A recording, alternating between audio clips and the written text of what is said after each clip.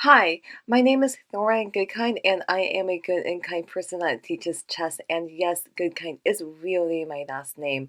This is how to checkmate with a knight and bishop video part 2.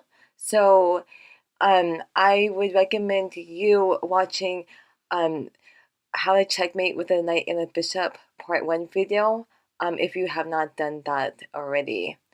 But if you have, congratulations. I'm going to go ahead and talk about what to do when the king goes the other way.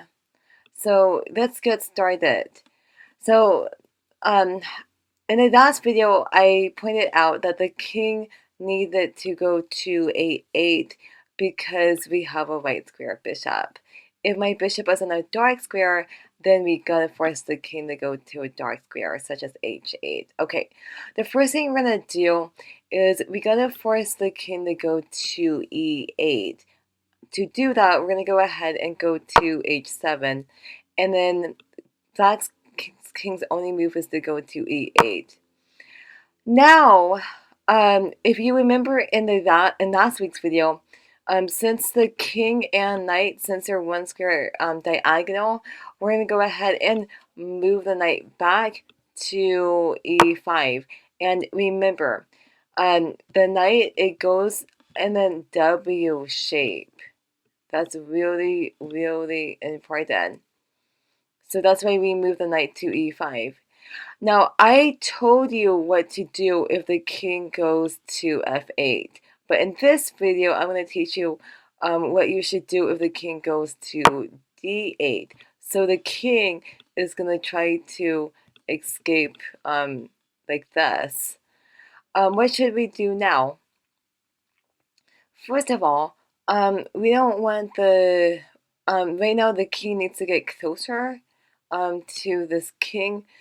Notice that the king is trying to escape to c7. We can't control the square anyway, but we're going to go ahead and move the king over to e6 right now. And this king right now is controlling these squares right now, which is good. Okay, so black is going to try to escape by moving the king to c7. And what should we do now? If you notice right now, the king is trying to escape to b6. This is tricky because, like, how can we stop the king from going to b6? This knight right now is controlling the c6 square. So again, it's the knight shape with the it's a W shape with the knight. We're gonna go ahead and move the knight over to d7, and when we do that, it stops the king from going to b6. Now you might be saying, well, if we move the knight to d7, then the king can go to c6. Yep, that's correct. But that's what black is gonna try to do. Black is still trying to escape. Now look at our knight. The knight's controlling these two squares. Our king is controlling the d5 square and also these squares too. Notice that this king can still go to b5. We don't want the king to go to b5. How do we stop the king from going to b5?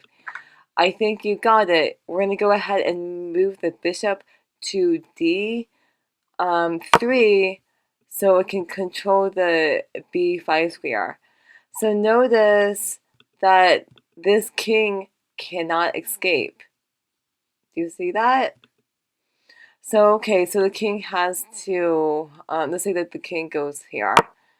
The king is still trying to escape. Okay, well, what should we do now? Well, you know, this king is kind of far away. Let's move the king closer. So we're going to go ahead and move the king to d6. And then it is black's move. So let's say that the king goes here. And then what should we do now? Yep, you know what? Let's move the king closer. So we're going to go here. Also, pay attention to what squares you are controlling that are next to black's king. So we are doing really good. We're going to go here. Notice this king is not going anywhere. This king can't run away right now. right? Okay, so Black's only move is to go to A8, and then it is our turn. We definitely need to be careful in this position because we don't want to stalemate. Right now the knight is controlling the B8 square, so if we move the king to B6, then that's gonna be stalemate, and that's not gonna be good right now. So what should we do? Well, you know what we're gonna do is we're gonna go ahead and move the knight here. So remember, we're moving the knight in a W shape, right? Okay, so let's say that the king goes here. Okay, that's okay. But notice that the king cannot escape this way because the king and knight are controlling these squares. What we're going to do is we don't want the king to escape this way. Notice that our king is controlling c7, but we're not controlling the c8 square. So that means maybe that king can try to escape this way.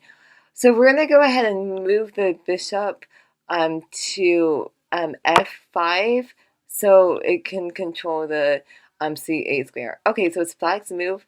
Let's say that the Black king goes to a8. Okay, so again, we got to get our king closer to the Black king. We're going to go ahead and move here. And then Black's only move is to go to b8. Now look at the squares we were controlling. This bishop again is controlling the c8 square. This king on b6 is really, really powerful because it's controlling these three squares next to this king. This king cannot escape. Black's only move is to move the king to, oh, I'm sorry, it's our turn again. Okay, so you know what? It is our turn, so now we can do checkmate in 2. Again, we gotta force the king to go to a8.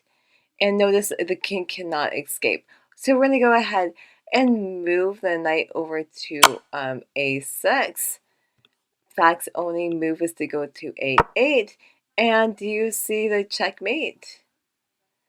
I hope you do. The correct move is we're gonna go ahead and go bishop to e4, and that's a checkmate. I hope that this made sense. So I guess as a recap is once we're in this position, remember you do the knight move. So remember the knight needs to go into the W formation.